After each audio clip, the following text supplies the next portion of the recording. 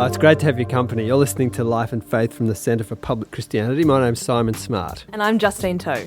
Well, this time of year, whether you're Christian or not, we are surrounded by reminders of the Christmas story, by stables and mangers and shining stars and shepherds and angels at Christmas school plays and so on. But it seems that more and more people than ever not only doubt the details of the story, but whether the baby at the centre of it all existed at all. Yeah, in October, BBC News reported that something like 40% of British people don't believe that Jesus was a real person. This is according to the results from a Church of England survey. The poll also found that younger adults, so those under 35, were more likely to believe that Jesus was a fictional character from a book and not a real historical person. Good grief, Justine. So this Christmas, we're going to go back to basics in the sense of sorting out the fact from the fiction. And with us here, we have John Dickson, our colleague at CPX and historian. And John, he must be feeling like a broken record talking on this subject. But John, good to have you in. Thanks. It's so boring. But no, I'm glad to be here. Now, let's talk about this, because boring it might be to you, but there are still people who seriously doubt this story. So what do you make of this survey, first of all, finding that 4 in 10 British people don't believe Jesus existed, and it's especially the case for the younger generation, who seem to be prone to the idea that this is a made-up character? I hardly know what to make of it. I think the reality is it was something like 20% who thought he wasn't real and 20% who didn't know, and then the BBC reported that as 40% don't believe that he was a real person. You know, people stopped reading history a long time ago, and so maybe we're just reaping the fruit of that. Maybe it's a little bit of the rise of the new atheism, where they threw out various comments doubting Jesus' existence. I mean, someone like Richard Dawkins certainly did, even though he always admitted he thought, it likely that Jesus lived. He did say in his book that a serious historical case can be made that Jesus didn't live. And then he would say things along the way like, if Jesus said this, or whoever wrote his script if he didn't exist. And I think maybe, people have just been left the impression that we don't really know anything about Jesus, and maybe he didn't even live. And after all, the other things at Christmas, like Santa Claus, we know they're not real. Spoiler alert. And so maybe Jesus isn't too. So it's part of the same category. Now, you mentioned the history. You've written a few books on this topic. Can you kind of talk us through some of this then, that what the things that the historians and the experts in this field have to say about whether Jesus existed or not? And, does it matter whether they're believers or not as they do that? It's true that out of the thousands of scholarly books written on Jesus, there are probably 4 or 5 in the last century that argue Jesus didn't live. There's one quite recent one written by a guy who has a PhD in ancient history. And so, it's an argument that can be made. But really, when you're comparing it to the hundreds and hundreds of books on Jesus written by secular scholars in the last, say, 20 years, to have one book that's a historical book arguing Jesus didn't live is kind of revealing.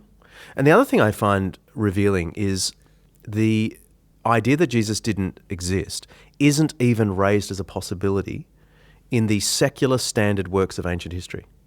So I'm talking about the Oxford Classical Dictionary, or the Cambridge Ancient History in 14 volumes, or the Cambridge History of Judaism, or the Brill New Pauli, or the Encyclopedia Britannica, and I could go on and on. These are secular statements of scholarship that are meant to represent what most scholars believe about stuff. They all treat Jesus as a real historical character that you can know rather a lot about, even though they don't say everything in the Gospels is true. My point is, there is an overwhelming consensus amongst the secular historians that we know he was a real character. He taught, he gathered disciples together, he crossed the elites of Jerusalem and ended up on a cross. John, you mentioned the Gospels. Can you give us an insight into how historians treat the Bible? Because you often hear people say, oh, well, you can't count anything that the Bible says because it's biased. Yeah, well, that's just not how historians approach it. So in a book like the Cambridge History of Judaism in 4 volumes, which is a sort of, it's the state-of-the-art analysis of everything Jewish from 500 BC to 400 AD, they will use the Gospels, not for just the Jesus chapter. There is a Jesus chapter. They'll use it for understanding Galilee in the period of the first century. They'll cite the Gospels just because they're texts written in the first century. They're one of the few texts we know were written in the first century that have a Jewish background. And so they're used for kind of political, social history, even without thinking about Jesus. Then the scholars that are experts in Jesus use the Gospels as the primary sources. They also use Paul's letters. They employ archaeology, and there's a couple of non-Christian references to Jesus. But the Gospels are the main focus. They don't treat them with sort of a devotion, a commitment to the Gospels as the Word of God, the way a Christian does, but nor do they come to them with skeptical bias, the way a skeptic wants them to do. They just treat them as a human text from the first century. They've all got a perspective. Every text has a perspective. You take that into account and read them against the backdrop of what we know of first century Judea and Galilee, and to the degree that they really fit as plausible stories within that context, they can be read with a degree of trust. Now, John, one of the many articles you've written on this topic compares those who claim Jesus didn't exist to anti-vaxxers, those who object to vaccinations today. Why did you make that comparison? I guess that is a little bit unkind to anti-vaxxers. And I mean, I've since found that there are probably a lot more anti-vaxxers than there are Jesus deniers who have relevant degrees anyway. What I mean is it's just not taken seriously by the consensus. So in the medical fraternity, you've got to go a long way to find a doctor who thinks vaccinations are problematic. Because the best articles in the peer-reviewed journals that relate to this overwhelmingly give the impression that vaccination's good for your kids. And every now and then you find someone who says, no, it's not. But they're so on the margins. And so I'm trying to find something that's analogous. Even amongst secular professional historians of the eastern part of the Roman Empire, or even professional historians of the historical Jesus who are secular, those who claim we hardly know anything about Jesus, let alone those who claim he didn't even live, are just such a tiny fringe, and yet they get the airplay. And so an illusion takes place because these highly marginal scholars get some airtime, especially on the web, where anything can be true. You can find an article to endorse anything you want, pretty much. They get more airtime than they really deserve. If you've just joined us, you're listening to Life and Faith from the Centre for Public Christianity. We're talking with John Dickson today about the historical Jesus in the lead up to Christmas. There seems to be a deep-seated distrust of authority going on here, and certainly the church gets caught up in that. Powerful institutions these days, people tend to be very suspicious of them. Now, when it comes to the church and the history of the church and the abuses of power that we've seen across Christian history, isn't it true that some degree of scepticism is at least understandable for people today? Yes, absolutely. But that's sociology, and you've just got to recognise that in yourself. You're influenced by sociology. And so I think a lot of people do approach this question by saying, I don't trust the church, therefore I don't trust the stuff they say about Jesus. It's all completely made up. But it's worth remembering that all of these documents that we're referring to, every single one of them, the Gospels, the letters of Paul, Josephus, Tacitus, were written long before the church had any power. So they're not documents of power, which you often hear, like, I don't know, Constantine became a Christian and made everyone else Christian, and then they wrote the Gospels. And so it reflects the power of the church. But that's a nonsense. These texts were already in place centuries before Constantine. So they're actually texts written out of complete weakness and suffering, not texts written out of power. And so the texts themselves don't need to be distrusted in the way that you might distrust the church because of its history of power. These Gospels predate any power. John, earlier you mentioned that people don't read history anymore.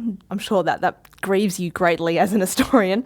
But also, do you think stories like this, this claim that Jesus didn't exist, they represent some sort of larger crisis about history itself, and how we feel like we can't really know anything about the past anymore because all we have left to us is an official story, and, powerful people or institutions have kind of redacted the truth, and all we're getting is the version told by the winners? Yeah, I probably exaggerated that no one studies history. I mean, of course, students go through and they do history up to year 10 or something.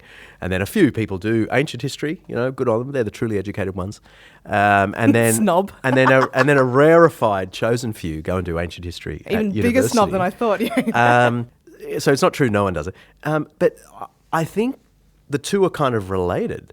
So it might not be the case that people have come to distrust history and therefore don't study it. The two must go together. The history might as well be another planet for most people, because if you don't grow up reading, as our forebears did, up until about 200 years ago, everyone who was educated had to read the classics. And so you understood a little about Aristotle, you understood a little about the New Testament, you understood a little about Cicero and Seneca, and you read stuff. And so history itself wasn't another planet. It was just stuff that was really old. And you were familiar enough with it and knew it as a real place.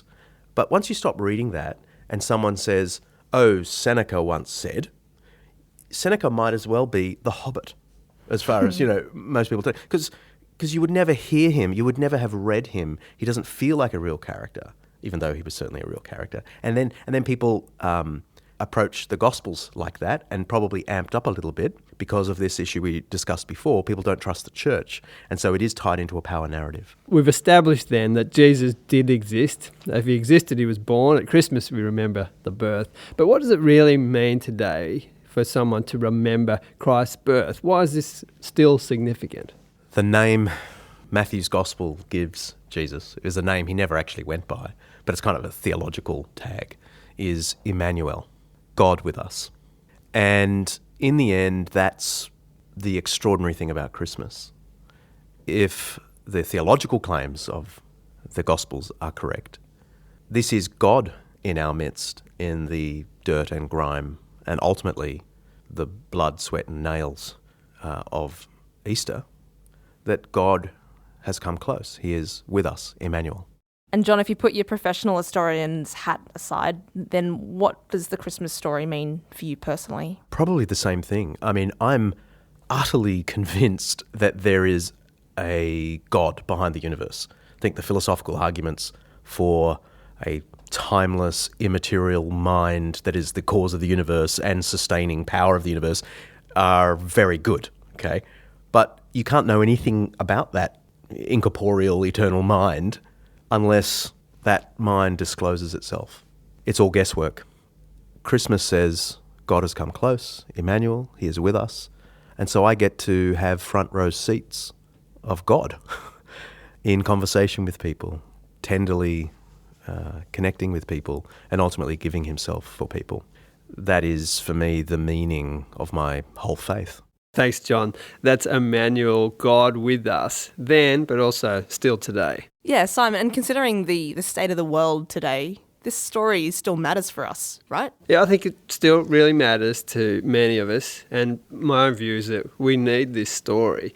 The Christmas story, the sort of the baby in the manger, tells us that human beings really matter. I can't think of a greater affirmation of the value of human life than the idea that God himself becomes a human person, becomes a baby. He doesn't stay aloof from the human drama. But the second aspect of this is that this story tells us that we need that help.